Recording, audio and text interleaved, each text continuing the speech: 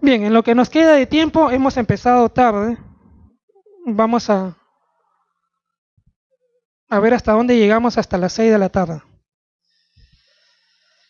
La parte de epidemiología. La siguiente. Ah, no, yo tengo el control. Los objetivos. Hacer una revisión breve sobre modelos en epidemiología, historia natural de la enfermedad y niveles de prevención, medidas de frecuencia, medidas de asociación, medidas de impacto, sesgos, vigilancia epidemiológica y diseño de estudios. Sobre los modelos epidemiológicos. Bueno, esto es solo un repaso.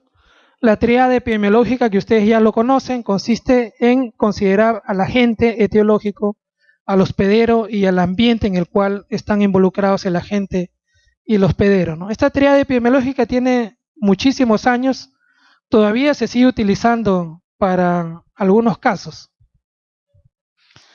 El modelo unicausal fue propuesto por los microbiólogos del siglo XIX, por Jenner, Henle, Koch, Pasteur, que en ese entonces ellos decían de que las enfermedades tenían una causa específica. Las enfermedades, por ejemplo, la tuberculosis era producido por el bacilo de Koch. Un agente etiológico causa una enfermedad. Ese es el modelo unicausal que se mantuvo vigente hasta la década de los 20 más o menos. El modelo multicausal fue propuesto por McMahon.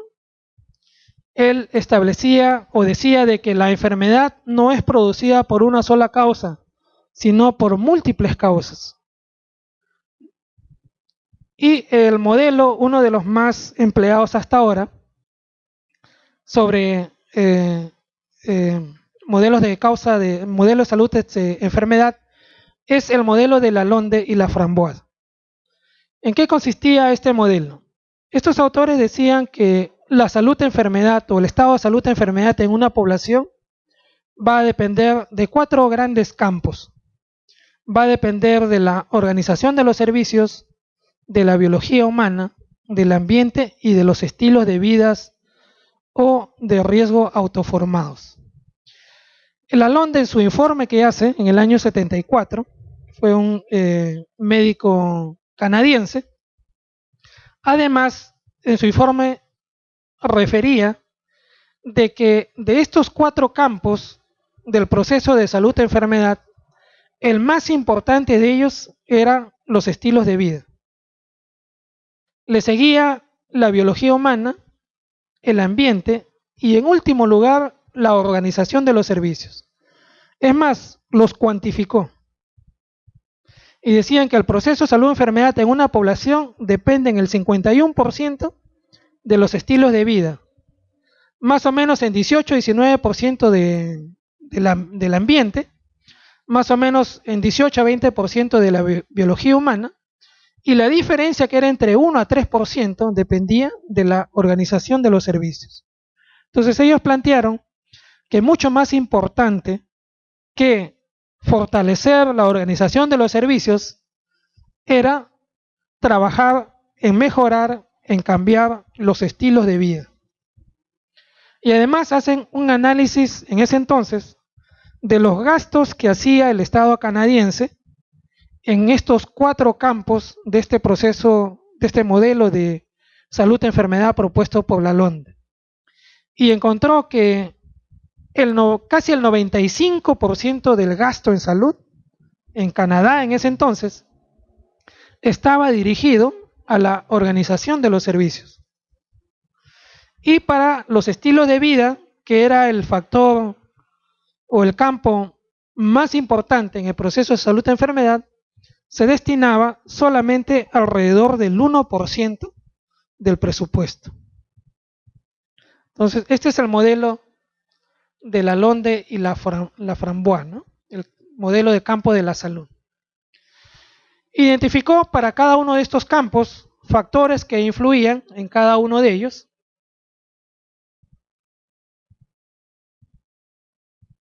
Este es otro modelo, también un modelo bastante conocido, propuesto por Dahlgren y Whitehead, y que fue tomado por la Organización Mundial de la Salud y por la OPS. Este autor decía de que el proceso de salud-enfermedad dependía de factores que ellos lo clasificaban como factores o determinantes de la salud proximales y determinantes de la salud distales. Los determinantes proximales, los más proximales, eran propios de la persona. Eran factores biológicos o genéticos que influían en este proceso de salud-enfermedad. Le seguían los factores individuales, las preferencias en los estilos de vida también como un factor importante. Y al final, los determinantes distales, los más distales, eran las condiciones generales socioeconómicas, culturales y ambientales. Este es el modelo multinivel de determinantes de salud, que es el modelo que actualmente utiliza la OMS y la OMS, ¿no? Los clasifica en dos grandes grupos: determinantes proximales y determinantes distales. Este es un gráfico de la historia natural de la enfermedad y los niveles de prevención. En la historia natural de la enfermedad tenemos dos periodos: el periodo prepatogénico y el periodo patogénico. En el periodo prepatogénico se produce, o este periodo prepatogénico está cuando todavía no hay un contacto entre el agente y el humano, ¿no? No hay todavía ese contacto. El periodo patogénico se produce o se inicia cuando ya hay ese contacto entre el agente etiológico y el humano. Y pasa por varias etapas: la etapa reactiva, etapa prodrómica, etapa subclínica, la etapa clínica, la etapa avanzada y la etapa resolutiva. En cada una de estas etapas se pueden hacer algunas actividades de prevención y de promoción, ¿no? Relacionando la historia natural de la enfermedad con los niveles de prevención, en el periodo prepatogénico lo que podemos hacer es prevención primaria. En el periodo patogénico podemos hacer prevención secundaria y prevención terciaria. En la prevención primaria podemos hacer actividades de promoción y actividades de protección o actividades de prevención. ¿Cuál es la diferencia entre promoción y prevención?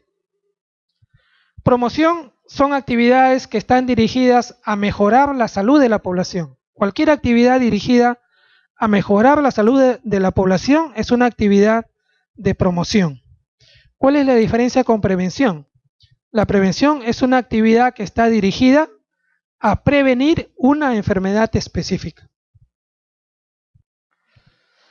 Entre la etapa subclínica y la etapa clínica hay una línea que divide el periodo prepatogénico en estas dos etapas, ¿no? Esa línea que divide la etapa subclínica de la clínica se le llama horizonte clínico, y es aquí donde empieza el paciente o el sujeto a presentar los primeros síntomas y signos de la enfermedad, ¿no? El horizonte clínico, entre la etapa subclínica y la etapa clínica. ¿Qué actividades se pueden realizar en la prevención secundaria? La búsqueda activa de casos, los tamizajes, el diagnóstico precoz de la enfermedad, el tratamiento para curar y limitar los daños. Y en la prevención terciaria, lo que buscamos es la rehabilitación de las personas, de tal manera que esta persona pueda recuperar el estado de salud lo más próximo o lo más cercano a lo que tenía antes, ¿no?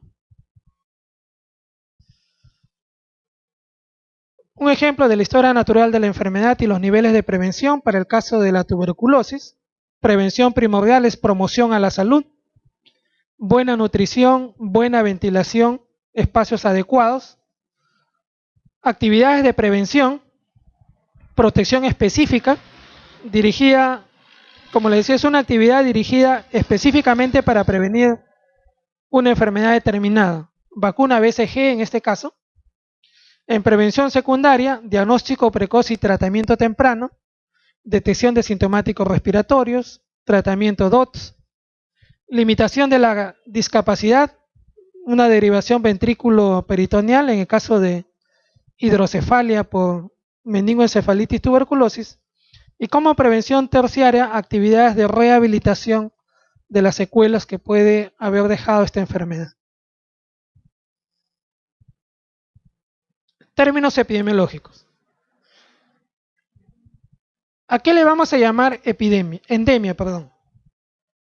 Vamos a llamar endemia cuando el número de casos que se están presentando está dentro de lo esperado, dentro de lo usual.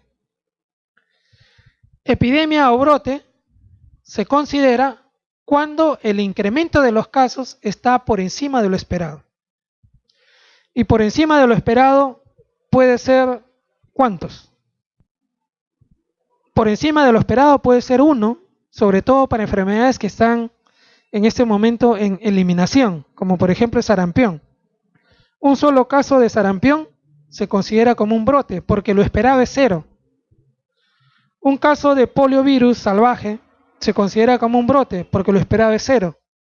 Un caso de rabia humana se considera como un brote porque lo esperado es 0.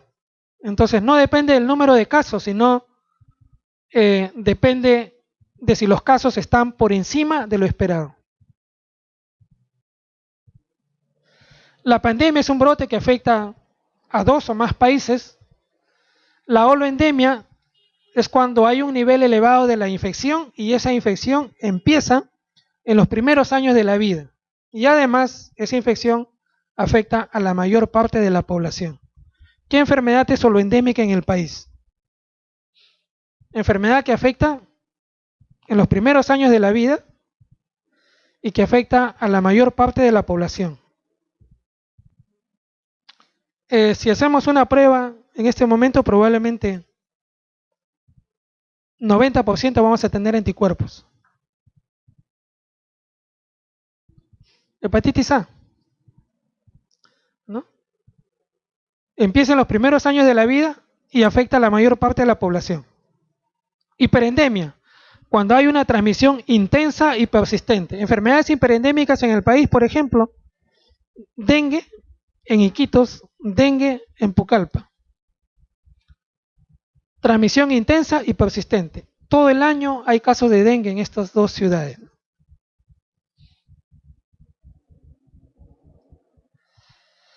Les había comentado que las endemias, o estamos en una endemia cuando el número de casos que se están presentando están dentro del usual, dentro de lo esperado. Pero algunas veces es bastante difícil decir en qué momento los casos están por encima de lo esperado en una zona donde una enfermedad es endémica. La única forma de poder determinarlo es elaborando los canales endémicos. ¿Cómo se construyen los canales endémicos? Los canales endémicos se construyen obteniendo la información de los casos, sea por semana epidemiológica o por meses, en los últimos 5 o 7 años. Entonces, con esa información se construye el canal endémico. El canal endémico tiene 4 zonas. Una zona de éxito, una zona de seguridad, una zona de alarma y una zona epidémica. La zona de éxito está por debajo del percentil 25, la zona de seguridad entre el percentil 25 y el percentil 50, la zona de alarma entre el percentil 50 y el percentil 75, y la zona epidémica cuando el número de casos cae por encima del percentil 75. ¿Para qué es útil el canal endémico? Es útil para identificar brotes de enfermedades endémicas, ¿no? En este caso, tenemos el canal endémico de dengue, dengue clásico para el país. ¿Qué es lo que observamos? En las primeras 7 semanas epidemiológicas estamos en brote de dengue. En la 8ª semana, probablemente por las acciones de control, vemos que el número de casos ha disminuido y está entre la zona de seguridad y la zona de alarma. Entonces, canales endémicos son útiles para poder determinar en qué momento estamos frente a un brote de una enfermedad que es endémica. No hay otra forma.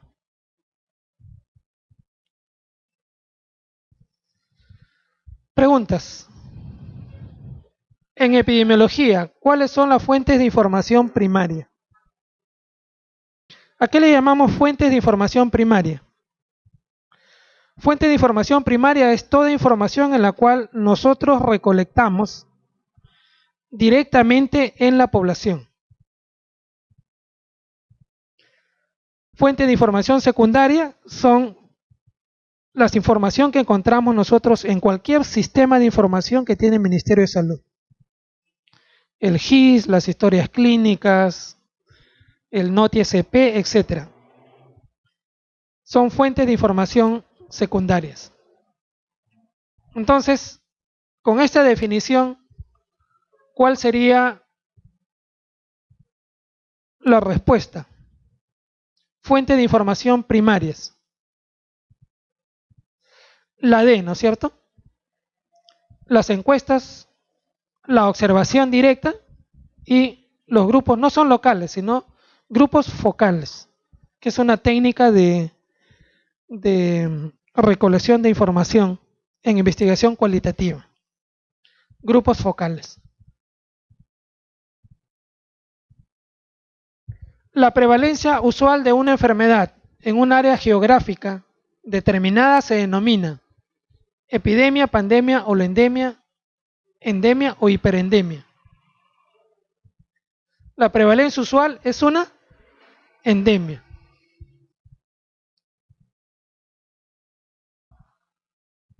Según el informe internacional de la LONDE, el factor de menor importancia para mejorar el estado de salud es el control del medio ambiente, los estilos de vida, la atención primaria, la acción de los establecimientos de salud o la biología humana. ¿Cuál es el factor que tiene menor importancia? La D, ¿no es cierto? La acción en los establecimientos de salud. Es la que tiene menos importancia, pero es en la que se gasta la mayor cantidad de presupuesto. Les había comentado 95, casi 95% de presupuesto en Canadá en el año que hizo el informe Lalonde, se gastaba en los establecimientos de salud. De acuerdo a Mar Lalonde, ¿cuál no es un campo de la salud? Organización de los servicios, biología humana, el medio ambiente, los estilos de vida o la pobreza. La respuesta es, ¿cuál no es? La pobreza, ¿no es cierto? La E.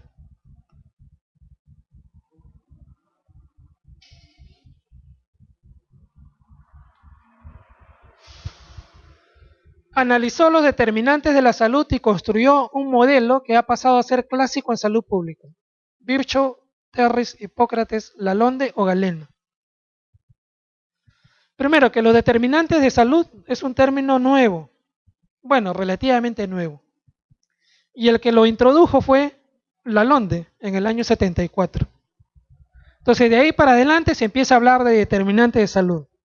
Entonces, Galeno, Hipócrates, Terris y Virchow muchos años antes, ¿no? No tiene nada que ver con los determinantes de la salud.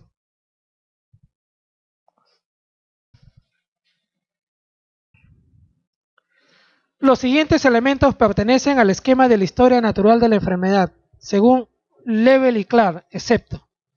El modelo que les presenté es el modelo de Lebel y Clark.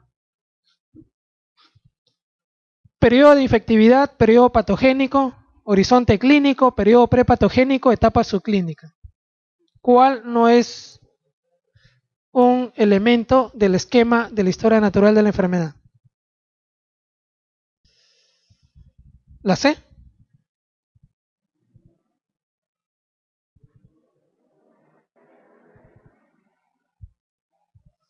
Hay periodo patogénico, periodo prepatogénico, hay etapa subclínica, también hay horizonte clínico. La que no está considerada es el periodo de infectividad. No hay periodo de infectividad. Todos los otros están considerados dentro del esquema de la historia natural de la enfermedad.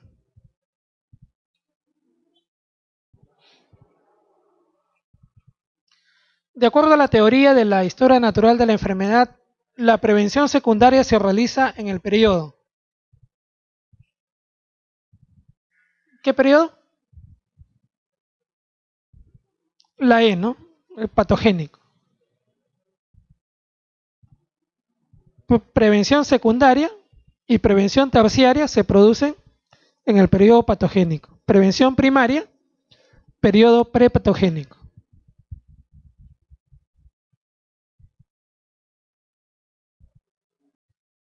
Pasamos al tema de mediciones en epidemiología. Hay tres tipos de mediciones en epidemiología: medidas de frecuencia o distribución, medidas de asociación y las medidas de impacto. Este cuadrito es necesario que ustedes lo memoricen, porque le va a permitir de un solo vistazo descartar posibilidades, descartar alternativas. Solamente conociendo estas medidas de frecuencia, medidas de asociación y medidas de impacto. En las medidas de frecuencia, ¿qué utilizamos para medir frecuencia? En general, todas las tasas, las razones y las proporciones. Cualquier tasa, razón o proporción es una medida de frecuencia. Medidas de asociación. Dos medidas de asociación: el riesgo relativo y el odds ratio. Y las medidas de impacto: el riesgo atribuible, la fracción atribuible, el riesgo atribuible poblacional, la fracción atribuible poblacional y el número necesarios a tratar, el famoso NNT, ¿no? Son las 5 medidas de impacto. Entonces, como le decía, solo conociendo a qué tipo de medida corresponde cada uno de estos indicadores, nosotros fácilmente podemos descartar alternativas. Las preguntas relacionadas a este tema usualmente le van a decir: no es una medida de frecuencia y ustedes tienen que saber las medidas de frecuencia. O le dicen: es una medida de asociación, solamente hay dos, RR o R. Y le van a decir medidas de impacto. Las medidas de impacto son estas 5. Medidas de frecuencia de enfermedad. Las tasas. Frecuencias, razones, proporciones y tasas, ¿no? Como medidas de frecuencia. En primer lugar tenemos las frecuencias absolutas, ¿no? Que es simplemente contar el número de casos que se están presentando. Eso es lo más simple, lo más sencillo. Lo más importante son las frecuencias relativas. Las frecuencias relativas provienen de relacionar una cifra absoluta con otra, permitiendo la comparación de los fenómenos de salud-enfermedad. ¿Cuáles son las frecuencias relativas más usadas? Las razones, los índices, las proporciones y las tasas. ¿Qué cosa es una razón? Una razón es una fracción en la cual el numerador no está contenido en el denominador, ¿no? Gráficamente sería A sobre B. El numerador no está contenido en el denominador. Eso es una razón. Por ejemplo, la razón de muerte fetal. Número de muertes fetales en el numerador sobre nacidos vivos en el denominador. El numerador obviamente no está contenido en el denominador. Otro ejemplo, la razón hombre-mujer. Proporciones. En las proporciones, el numerador sí está contenido en el denominador. Gráficamente sería A sobre A más B. Ejemplo, el número de hombres sobre la población total. En la población total está considerado los hombres y las mujeres. Las tasas. Es un tipo de medida que es una proporción, pero además tiene una dimensión adicional. Mide la ocurrencia de un evento en una población en una unidad de tiempo, es decir, mide la velocidad de presentación. Las tasas también van a medir el riesgo de una determinada enfermedad o daño en una unidad de tiempo. Entonces, dos cosas importantes en tasas. Primero, la tasa mide velocidad y mide riesgo. Velocidad y riesgo. Prevalencias. Es el número de casos existentes, tanto antiguos como nuevos, de una enfermedad en un momento o en un periodo determinado. La prevalencia puede ser prevalencia puntual si se hace en un solo momento, o prevalencia de periodo si es que se realiza en un periodo de tiempo. ¿Cómo se estima la prevalencia puntual? Número de personas con la enfermedad sobre número de personas de la población expuesta al riesgo en un momento determinado. Esto multiplicado por un factor 10 a la n. Y la prevalencia lápsica o prevalencia de periodo, el mismo numerador, número de personas con la enfermedad, y en el denominador la población que está expuesta en el periodo que estamos considerando, también multiplicado por un factor 10 a la n. La tasa de incidencia acumulada. La tasa de incidencia acumulada es lo que usualmente nosotros comúnmente le llamamos tasa de incidencia, ¿no? Es el número de casos nuevos de la enfermedad en un periodo de tiempo específico y en una población en riesgo al inicio de un periodo determinado.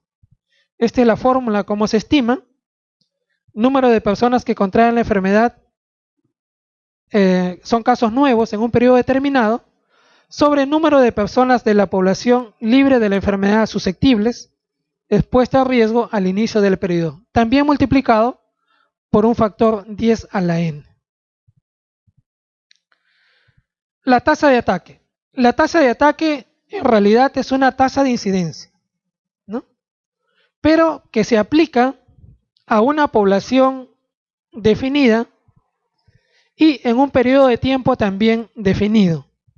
Se utiliza durante un brote o durante una epidemia. Y la forma de expresarlo usualmente es como un porcentaje.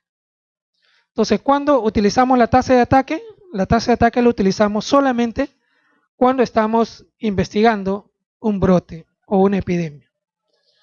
Es una tasa de incidencia, pero expresada en porcentaje y en un periodo de tiempo determinado, ¿no? En un periodo de tiempo y un lugar determinado. ¿Cuál es la fórmula? Tasa de ataque es igual número de casos nuevos en un periodo de tiempo dado sobre la población en riesgo al inicio del periodo multiplicado por 10 a la 2 en este caso, ¿no? Que es por 100. La tasa de ataque secundario. La tasa de ataque sola, así como suena, tasa de ataque, usualmente es la tasa de ataque primaria, ¿no? La tasa de ataque secundario es una medida también de frecuencia de nuevos casos de la enfermedad, pero en los contactos de los casos conocidos. Su fórmula, la tasa de ataque secundario, es número de casos entre los contactos de los casos primarios en un periodo determinado sobre el número total de contactos. Esto también multiplicado por 100. Tanto la tasa de ataque primario como secundario siempre se multiplican por 100. Ejemplo de tasa de ataque secundario. Primario y secundario. Ocurrieron 7 casos de influenza AH1N1 entre 70 niños de un colegio. Cada caso provenía de una familia diferente. En las 7 familias afectadas había un total de 32 personas. Un periodo de incubación más tarde, 5 familiares de los 7 niños desarrollan síntomas de influenza AH1N1. Calcular la tasa de ataque en los niños del colegio y la tasa de ataque secundario entre los contactos familiares de los casos. ¿Cómo estimamos la tasa de ataque? Número de casos nuevos sobre la población que está en riesgo por 100. ¿Cuántos casos se han presentado? 7 casos de influenza entre la población en riesgo, que son 70 niños. 7 sobre 70 multiplicado por 100 me da una tasa de ataque de 10%. ¿Cómo estimamos la tasa de ataque secundario? La tasa de ataque secundario es el número de casos nuevos, pero entre los contactos que están en riesgo de contraer la enfermedad. ¿Cuántos casos secundarios tenemos? 5 familiares, ¿no? De los 7 niños que hicieron inicialmente influenza. Entonces, en el numerador vamos a colocar los 5 familiares. Y en el denominador, ¿qué colocamos? El número de contactos que están en riesgo de contraer la enfermedad. ¿Cuántas personas habían en las 7 familias? Había 32 personas, pero en estas 32 personas están incluidas los 7 niños que ya habían presentado la influenza. Entonces lo que tenemos que hacer es restar el total de miembros que había en estas 7 familias, las 32 personas, menos los 7 niños que ya se habían enfermado. Eso me da un valor de 25 y la tasa de ataque secundario sería 5 sobre 25 por 100. Una tasa de ataque secundario de 20%. La densidad de incidencia. La densidad de incidencia es una tasa que se utiliza solo con fines de investigación. Expresa el número de casos nuevos de un evento, igual que la tasa de incidencia acumulada. La diferencia está en el denominador. Por el número de personas tiempo en riesgo de adquirir tal evento. Entonces, la fórmula para la densidad de incidencia es la tasa de tiempo persona, es número de casos nuevos durante el periodo de tiempo observado, sobre el tiempo en que cada persona es seguida y sumado para todas las personas. Esto multiplicado por 10 a la n. Entre tasa de incidencia acumulada y densidad de incidencia, definitivamente la densidad de incidencia es mucho más precisa. Sin embargo, no se utiliza porque es más precisa, pero es más difícil de obtenerla.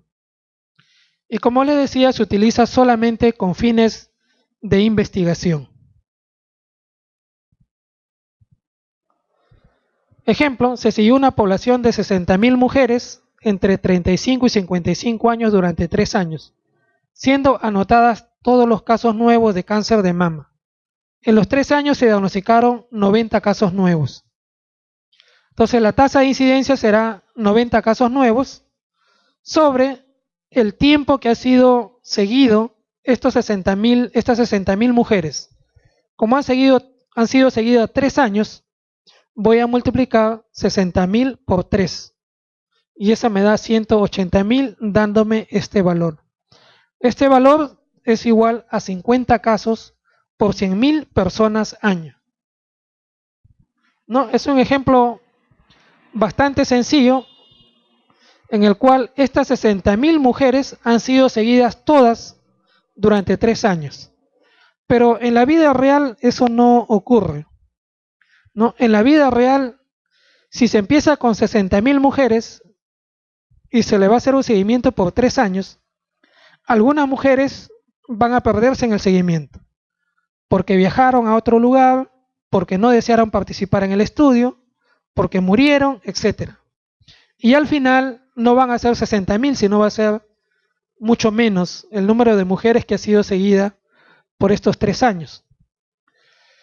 Este denominador en este caso vendría a ser, la forma de obtenerlo es mucho más complejo, porque tenemos que sumar el tiempo exacto en el cual ha sido seguido cada una de las 60.000 mujeres, ¿no? En este ejemplo lo vemos bastante sencillo, pero en la vida real no es tan sencillo obtener el denominador. Preguntas que han venido en exámenes anteriores. El concepto de razón se expresa como. ¿Cuál es la respuesta? La C, ¿no? El numerador no está contenido en el denominador.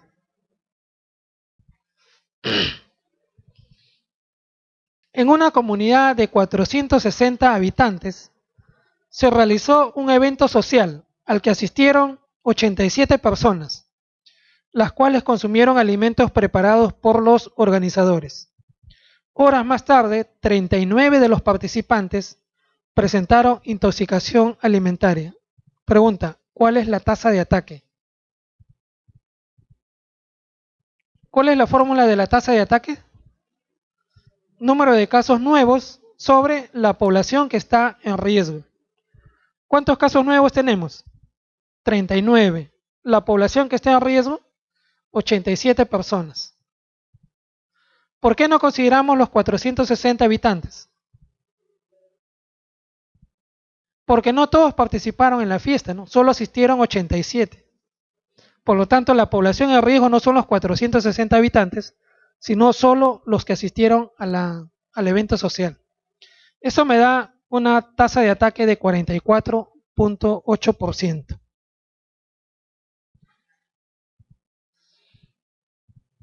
En un colegio de la comunidad,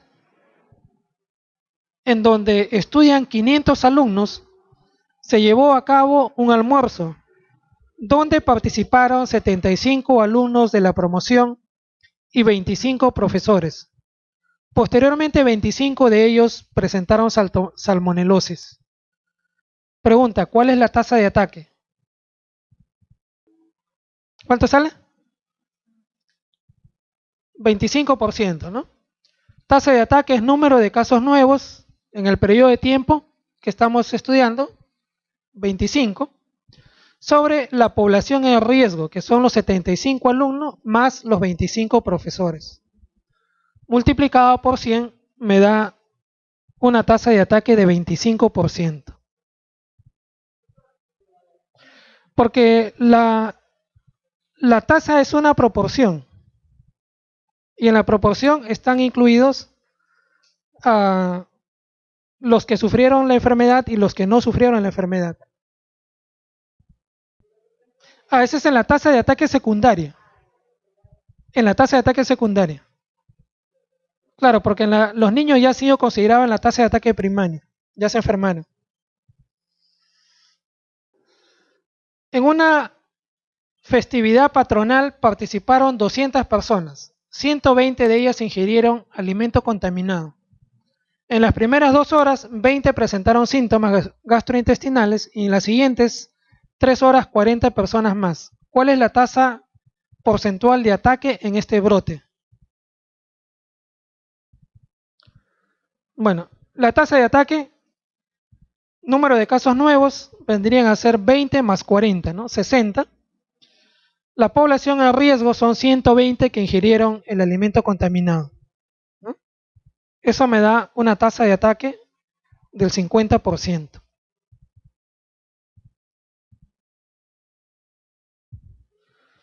Si la incidencia de una enfermedad es de 2 por 1000 habitantes y la duración promedio de la misma es de 5 días, entonces la prevalencia será de... Bueno, esta pregunta es una pregunta un poco rebuscada, ¿no? La prevalencia les había comentado que es número de casos nuevos más número de casos antiguos sobre la población. Esa es la fórmula común, la fórmula usual. Pero hay otra fórmula también para poder estimar la prevalencia. La tasa de prevalencia también se puede estimar con la tasa de incidencia, multiplicando la tasa de incidencia por la duración de la enfermedad. Es otra fórmula un poco rebuscada de estimar la prevalencia. Entonces, la tasa de prevalencia en este caso será la tasa de incidencia, que es 2 por 1000, por la duración de la enfermedad, que es 5 días. Al final, la tasa de prevalencia es de 10 por 1000, ¿no? Esa sería la respuesta, ¿no? La A.